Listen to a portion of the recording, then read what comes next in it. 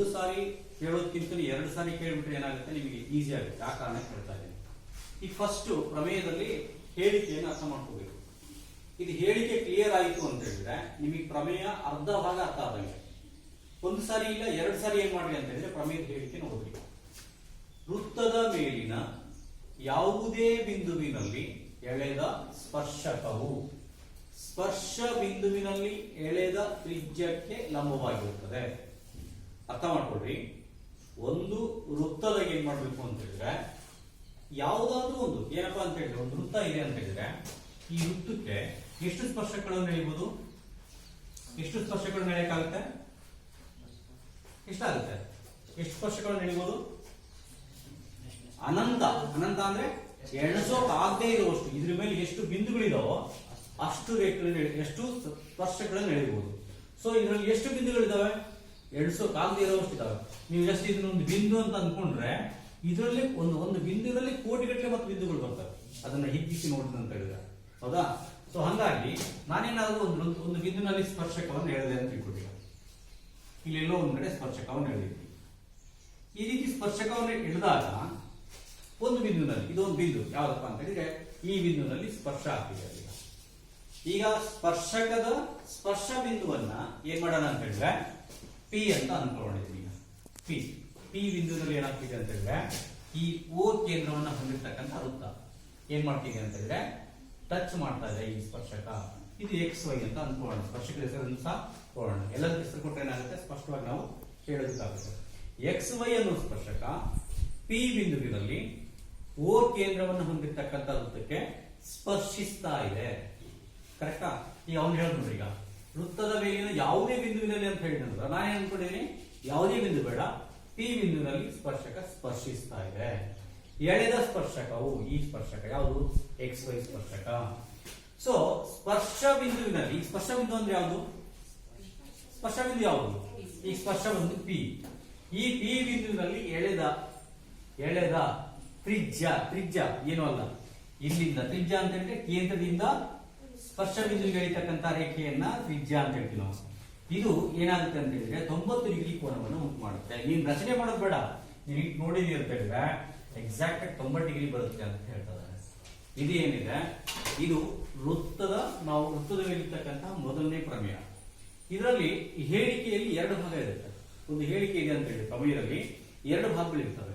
ನೋಡಿ ಎರಡು ಭಾಗ ಯಾವುದು ಅಂತ ಹೇಳಿದ್ರೆ ವೃತ್ತದ ಮೇಲಿನ ಯಾವುದೇ ಬಿಂದುವಿನಲ್ಲಿ ಎಳೆದ ಸ್ಪರ್ಶಕವು ಸ್ಪರ್ಶ ಬಿಂದುವಿನಲ್ಲಿ ಎಳೆದ ತ್ರಿಜ್ಯಕ್ಕೆ ಲಂಬವಾಗಿರುತ್ತದೆ ಅಂತ ಹೇಳಿದ್ರೆ ಇಲ್ಲಿವರೆಗೆ ಏನಿದೆ ದತ್ತ ಇದೆ.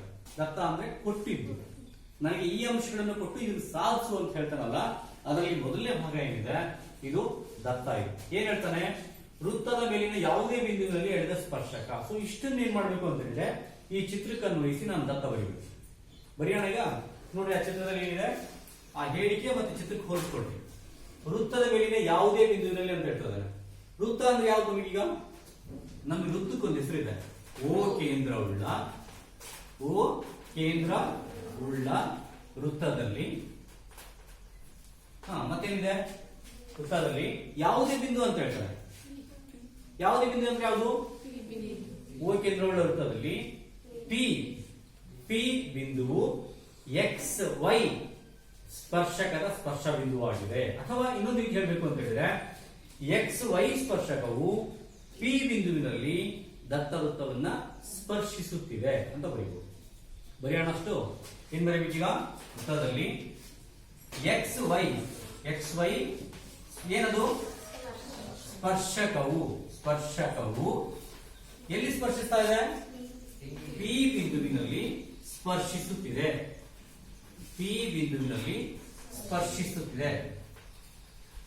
ಎಸ್.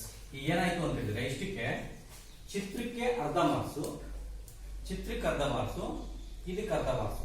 ಅಕಸ್ಮಾತ್ 3 ಮಾರ್ಕ್ಸಿನ ಪ್ರಮೇಯ ಆಗಿತ್ತು ಅಂತ ಹೇಳಿದ್ರೆ 1 ಮಾರ್ಕ್ಸು ಸಾಧಿಸ್ಬೇಕು. ನಾವು ಇದರಲ್ಲಿ ಏನನ್ನ ಸಾಧಿಸಬೇಕು ನೋಡ್ರಿ. ಸ್ಪರ್ಶ ಬಿಂದುವಿನಲ್ಲಿ ಎಳೆದ ತ್ರಿಜ್ಯಕ್ಕೆ ಲಂಬವಾಗಿದೆ. ಇಲ್ಲಿ ನಾನೇನಾದ್ರೂ ಸ್ಪರ್ಶ ಬಿಂದುವಿನಲ್ಲಿ ಒಂದು ತ್ರಿಜ್ಯವನ್ನು ಎಳೆದೆ ಅಂತ ಹೇಳಿದ್ರೆ ಓ ಕೇಂದ್ರದಿಂದ ಪಿ ಸ್ಪರ್ಶಕ ಇದೆಯಲ್ಲ, ಸ್ಪರ್ಶ ಬಿಂದು ಇದೆಯಲ್ಲ, ಇಲ್ಲಿಗೆ ಒಂದು ತ್ರಿಜ್ಯ ಎಳೆದೆ ಅಂತ ಹೇಳಿದ್ರೆ ಈ ತ್ರಿಜ್ಯ ಈ ಸ್ಪರ್ಶಕಕ್ಕೆ ಲಂಬವಾಗಿರುತ್ತೆ ಅಂತ ಸಾಧಿಸಬೇಕು. ಸೊ ಸಾಧನೀಯ ಎರಡನೆಯ ಹಂತ ಪ್ರಮೇಯದಲ್ಲಿ ಎರಡನೇ ಹಂತ ಏನಪ್ಪಾ ಅಂತ ಹೇಳಿದ್ರೆ ಸಾಧನೆಯ ಏನನ್ನ ಸಾಧಿಸಬೇಕು. ಈ ಒಂದು ಏನು ಹೇಳಿಕೆಯನ್ನು ಎರಡು ಭಾಗ ಮಾಡಿದ್ನಲ್ಲ, ಮೊದಲನೇ ಭಾಗ ಬರದೆ ಎರಡನೇ ಭಾಗ ಬರೀಬೇಕು ನನಗೆ. ಎರಡನೇ ಭಾಗನ ಹೇಳಿಕೆ ರೂಪದಲ್ಲಿ ಚಿತ್ರಕ್ಕೆ ಅನ್ವಯಿಸಿ ಬರೀಬೇಕು ನನಗೆ. ಏನನ್ನ ಮಾಡಬೇಕು? OP ತ್ರಿಜ್ಯ, ಸ್ಪರ್ಶ ಬಿಂದುವಿನಲ್ಲಿ ಎಳೆದಿರ್ತಕ್ಕಂಥ ತ್ರಿಜ್ಯ ಅಂತ ಹೇಳಿದ್ರೆ OP ಯಾವುದು ಲಂಬವಾಗಿರುತ್ತೆ? ಇದು ಸ್ಪರ್ಶಕಕ್ಕೆ ಲಂಬವಾಗಿರುತ್ತೆ. ಸ್ಪರ್ಶಕ ಯಾವುದು? XY ಸ್ಪರ್ಶಕ ಇರುತ್ತೆ. XY ಸ್ಪರ್ಶಕ ಇದಕ್ಕೆ ಲಂಬವಾಗಿರುತ್ತೆ. ಲಂಬವಾಗಿರುತ್ತೆ ಅಂದ್ರೆ ಅರ್ಥ ಏನು? 90 ಡಿಗ್ರಿ ಕೋನವನ್ನು ಉಂಟು ಮಾಡುತ್ತೆ ಅಂತ ಹೇಳಿ, ಸರಿನಾ? ಈಗ ಇದು ದತ್ತ ಆಯಿತು, ದತ್ತ ಸಾಧನೀಯ ಆಯಿತು. ಇದ್ರ ಜೊತೆ ಮೂರನೇ ಹಂತ ಒಂದು ಬರುತ್ತೆ. ಇದು ಎಕ್ಸೆಪ್ಟ್ ಏನಪ್ಪಾ ಅಂತ ಹೇಳಿದ್ರೆ ಇದು ಕೆಲವೊಂದ್ಸಾರಿ ಬೇಕಾಗುತ್ತೆ, ಕೆಲವೊಂದ್ಸಾರಿ ಬೇಕಾಗಲ್ಲ. ಸೊ ಹಂಗಾಗಿ ಕೆಲವೊಂದು ಪ್ರಮೇಯ ಬೇಕಾಗುತ್ತೆ, ಕೆಲವೊಂದು ಪ್ರಮೇಯ ಬೇಕಾಗಲ್ಲ ಅಂತ ಹೇಳಿದ್ರೆ ಅವಶ್ಯಕತೆಗೆ ತಕ್ಕಂಗೆ ಏನ್ ಮಾಡ್ತೀವಿ ಅಂತ ಹೇಳಿ ನಾವು ಅದನ್ನ ಬಳಸ್ಕೊಳ್ತೀವಿ. ಇಲ್ಲಿ ಅವಶ್ಯಕತೆ ಇದೆ ನಮಗೆ ರಚನೆ ಅಂತ ಹೇಳಿದ್ರೆ ಸಾಧಿಸಬೇಕಾದ್ರೆ ದತ್ತದ ಅಂಶಗಳಿಂದ ಸಾಧಿಸೋಕ್ ಸಾಧ್ಯ ಆಗಲ್ಲ ಅಂತ ಹೇಳಿದ್ರೆ, ಕೊಟ್ಟಿರ್ತಕ್ಕಂಥ ಅಂಶಗಳಿಂದ ಸಾಧಿಸೋದಕ್ಕೆ ಆಗಲ್ಲ ಅಂತ ಹೇಳಿದ್ರೆ ಕೆಲವು ಹೆಚ್ಚುವರಿ ಅಂಶಗಳನ್ನು ನಾವು ಸೇರಿಸ್ಕೊಂಡು ಏನ್ ಮಾಡ್ತೀವಿ ಅಂತ ಹೇಳಿದ್ರೆ ನಾವು ಸಾಧಿಸ್ತಕ್ಕಂಥ ಪ್ರಯತ್ನವನ್ನು ಮಾಡ್ತೀವಿ, ಅದು ರಚನೆ ಆಗುತ್ತೆ. ಸೊ ಏನ್ ಮಾಡ್ಬೇಕು ಅಂತ ಹೇಳಿದ್ರೆ P ಬಿಂದುವಿನ ಬಿಟ್ಟು ಬೇರೆ ಯಾವುದಾದ್ರೂ ಒಂದು ಬಿಂದುವನ್ನ ಏನ್ ಮಾಡ್ಬೇಕು? XY ಸ್ಪರ್ಶಕದ ಮೇಲೆ ನಾವೊಂದು ಊಹಿಸ್ಕೋಬೇಕಾಗುತ್ತೆ. ಅದನ್ನ Q ಅಂತ ಅನ್ಕೊಳ್ಳೋಣ. ಏನಪ್ಪಾ ಅಂತ ಹೇಳಿದ್ರೆ ಯಾವ್ದಾದ್ರು ಒಂದು ಬಿಂದು Q ಅಂತ ಅನ್ಕೊಳ್ಳೋಣ. P ಸ್ಪರ್ಶಕ ಬಿಟ್ಕೊಳ್ಳೋಣ. ಈ ಲಂಬ ಅಂತ ತೋರಿಸಬೇಕಾದ್ರೆ ಈ ಒಂದು ಸ್ಪರ್ಶಕದ ಮೇಲೆ Q ಬಿಂದುವನ್ನ ಭಾವಿಸಿಕೊಂಡು ಆ Q ಬಿಂದುವನ್ನು ಏನ್ ಮಾಡ್ಬೇಕು ಅಂತ ಹೇಳಿದ್ರೆ ನಾವು O ಗೆ ಸೇರಿಸಬೇಕು. ಈ ರೀತಿ ಸೇರಿಸಬೇಕಾದ್ರೆ ನೋಡ್ರಿ, ಸ್ಪರ್ಶ ಬಿಂದು ಬಿಟ್ರೆ ಬೇರೆ ಕಡೆ ಎಲ್ಲೂ ಸಹ ಟಚ್ ಆಗಲ್ಲ ವೃತ್ತಕ್ಕೆ. ಈ ಸ್ಪರ್ಶಕದ ಮೇಲೆ ಯಾವುದೇ ಇತರೆ ಬಿಂದುಗಳು ಏನಾಗ್ತವೆ ಅಂತ ಹೇಳಿದ್ರೆ ಇದು ಒಂದು ಬಿಂದು ಬಿಟ್ರೆ ಉಳಿದ್ರೆ ಎಲ್ಲಾ ಬಿಂದುಗಳು ಏನಾಗ್ತವೆ ಅಂತ ಹೇಳಿ ವೃತ್ತದಿಂದ ಹೊರಗಿರ್ತವೆ. ಕರೆಕ್ಟಾ? ಸ್ಪರ್ಶಕ ಅಂದ್ರೇನು? ವೃತ್ತದ ಮೇಲೆ ಇರ್ತಕ್ಕಂಥ ಬಿಂದು. ಅಲ್ಲಿ ಬಿಟ್ರೆ ಬೇರೆ ಯಾವುದೇ ಬಿಂದು ತಗೊಂಡ್ರು ಸಹ ಏನಾಗ್ತವೆ? ವೃತ್ತದ ಹೊರಗಿರ್ತವೆ. ಸೊ ವೃತ್ತದ ಹೊರಗಿದ್ವು ಅಂತ ಹೇಳಿದ್ರೆ ಈ ಬಿಂದು, ಈ ರೇಖೆ ಏನಿದೆ ನಾವು ಸೇರಿಸ್ತಕ್ಕಂಥ ರೇಖೆ OQ ಅನ್ನ ಇದು ಎಲ್ಲೋ ಒಂದ್ ಕಡೆ ಏನಾಗುತ್ತೆ ಅಂತ ಹೇಳಿದ್ರೆ ಛೇದಿಸುತ್ತೆ ವೃತ್ತವನ್ನ. ಅರ್ಥ ಆಯ್ತಾ? ಇದು ಏನ್ ಮಾಡ್ಬೇಕು? ಎಲ್ಲೋ ಒಂದ್ ಕಡೆ ಛೇದಿಸಲೇಬೇಕದು. ಯಾಕೆಪ್ಪ ಅಂತ ಹೇಳಿದ್ರೆ ಇಲ್ಲಿ P ಬಿಂದು ಮಾತ್ರ ವೃತ್ತದ ಮೇಲಿದೆ, ಉಳಿದಿರ್ತಕ್ಕಂಥ ಎಲ್ಲಾ ಬಿಂದುಗಳು ಏನಾಗಿರ್ತವೆ? ವೃತ್ತದಿಂದ ಹೊರಗಿರ್ತವೆ. ಅದರ ಅರ್ಥ, ಸ್ಪರ್ಶಕದ ಅರ್ಥ ಏನಪ್ಪಾ ಅಂತ ಹೇಳಿದ್ರೆ P ಬಿಂದು ಮಾತ್ರ ವೃತ್ತದ ಮೇಲಿದೆ, ಉಳಿದಿರೋ ಎಲ್ಲಾ ಬಿಂದುಗಳು ಹೊರಗಿದಾವೆ. ಸೊ ನಾವು ಯಾವ ಬಿಂದು ತಗೊಂಡ್ರು ಸಹ XY ಮೇಲೆ Q ಅಥವಾ Q ಅಷ್ಟೇ ಅಲ್ಲ, ಬೇರೆ ಯಾವುದೇ ಬಿಂದು ತಗೊಂಡ್ರು ಸಹ ಅವೆಲ್ಲವೂ ಸಹ ವೃತ್ತದ ಹೊರಗೆ ಇರ್ತವೆ. ಇದನ್ನೇ ಹೇಳಿಕೆ ರೂಪದಲ್ಲಿ ಬರೀಬೇಕು ನಾವೀಗ. ಸೊ ಹೊರಗಿದೆ ಅಂತ ಹೇಳಿದ್ರೆ ಏನಾಗುತ್ತೆ? ಇದು ಒಳಗೆ ಇತ್ತು ಅಂತ ಹೇಳಿದ್ರೆ ಏನಾಗುತ್ತೆ? ಇಲ್ಲಿ ಬಂದು ನಿಂತ್ಕೊಂಡ್ಬಿಡುತ್ತೆ. ಸೊ ಇಲ್ಲಿ ಹೊರಗಿದೆ ಅಂತ ಹೇಳಿದ್ರೆ ವೃತ್ತ ದಾಟ್ಕೊಂಡು ಬರ್ಬೇಕಲ್ಲ ಅದು. ಇದು ವೃತ್ತದ ಹೊರಗಿದೆ ಅಂತ ಹೇಳಿದ್ರೆ ವೃತ್ತ ದಾಟ್ಕೊಂಡು ಬರ್ಬೇಕು. ಕರೆಕ್ಟಾ? ದಾಟ್ಕೊಂಡು ಬರ್ಬೇಕು ಅಂದ್ರೆ ಎಲ್ಲೋ ಒಂದ್ ಕಡೆ ಅದನ್ನ ದಾಟಬೇಕಾಗತ್ತಲ್ಲ. ಎಲ್ಲಿ ದಾಟ್ತಾ ಇದೆ ಅದು? R ಅನ್ನೋ ಬಿಂದುವಿನಲ್ಲಿ ದಾಟ್ತಾ ಇದೆ. ಸೊ ಏನ್ ಬರೀಬೇಕು? XY ಮೇಲೆ Q ಬಿಂದುವನ್ನು ಏನ್ ಮಾಡಿದ್ವಿ? ಗುರುತಿಸಿ ಏನ್ ಮಾಡಬೇಕು? ಗುರುತಿಸಿ OQ ಸೇರಿಸಿ. OQ ವೃತ್ತದ ಪರಿಧಿಯನ್ನ ಎಲ್ಲಿ ದಾಟುತ್ತೆ? ಯಾವ ಬಿಂದುವಿನಲ್ಲಿ ದಾಟುತ್ತದು? ಪರಿಧಿಯನ್ನ R ಬಿಂದುವಿನಲ್ಲಿ ಛೇದಿಸಲಿ. ಇಷ್ಟೇನಿದೆ. ಈಗ ಏನಾದ್ರು ಮಾಡ್ತೀನಿ ಅಂತ ಹೇಳಿದ್ರೆ ಸಾಧನೆ. ಈಗ ನಮಗೆ ಗೊತ್ತಿರೋ ರೀತಿಯಲ್ಲಿ ಏನಾಗುತ್ತೆ? ಇಲ್ಲಿ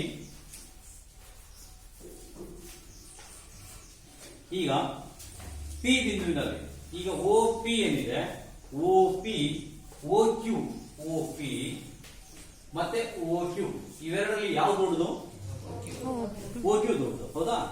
OQ ದೊಡ್ಡದು ಅಂತ ಹೇಳಿದ್ರೆ ಯಾಕೆ ದೊಡ್ಡದು ಅನ್ನೋದನ್ನ ನಾನು ಹೆಂಗ್ ಅರ್ಥ ಮಾಡ್ಕೊಂಡು ಚಿಹ್ನೆ ಹಾಕ್ಬೇಕಾದ್ರೆ ದೊಡ್ಡದು ಯಾವ ಕಡೆ ಇರಬೇಕು? ಈ ನೋಡಿ ಚೂಪ್ ಆಗಿರ್ತಕ್ಕಂಥದ್ದು ಚಿಕ್ಕದು ಅಂತ ತಿಳ್ಕೊಳ್ರಿ.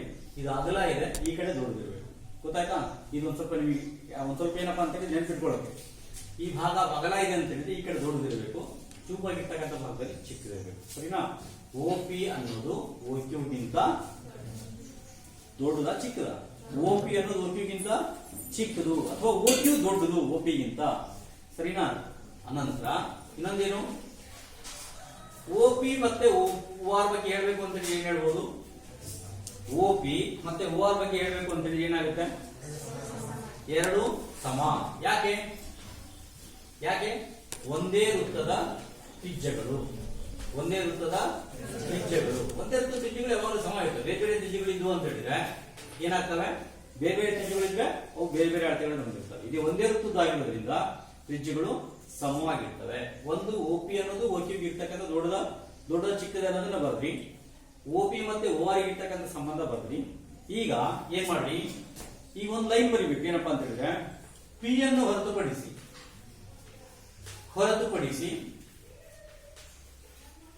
ಹೊರತುಪಡಿಸಿ XY ಮೇಲಿನ ಎಲ್ಲಾ ಬಿಂದುಗಳು ಏನಾಗಿರ್ತಾವಪ್ಪ? ಏನಾಗಿರ್ತವೆ? P ಬಿಂದು ಬಿಟ್ರೆ XY ಮೇಲಿರ್ತಕ್ಕಂಥ ಎಲ್ಲಾ ಬಿಂದುಗಳು ಏನಾಗಿರ್ತವೆ? ವೃತ್ತದ ಹೊರಗಿರ್ತವೆ, ಹೌದಲ್ಲ? ವೃತ್ತದ ಹೊರಗಿರ್ತವೆ ಬಿಂದುಗಳು ವೃತ್ತದ ಹೊರಭಾಗದಲ್ಲಿ ಇರ್ತವೆ, ಅಥವಾ ವೃತ್ತದ ಪರಿಧಿಯಿಂದ ಹೊರಗಿರುತ್ತವೆ, ಹೊರಗಿವೆ.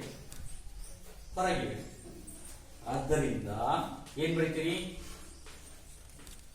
P ಬಿಂದು ಮತ್ತು O ಬಿಂದುವಿನ ಮಧ್ಯೆ ಇರುವ ಕನಿಷ್ಠ ದೂರ ಯಾವ್ದಪ್ಪ? OP, ಸರಿನಾ? ಇದೇ ಕನಿಷ್ಠ ದೂರ, ಕರೆಕ್ಟಾ? ಅಂದ್ರೆ ಅದರ ಅರ್ಥ ಏನಪ್ಪಾ ಅಂತ ಹೇಳಿದ್ರೆ OP ಅನ್ನೋದು ಯಾವುದಕ್ಕೆ? ಲಂಬ XY ಪ್ರಮೇಯ.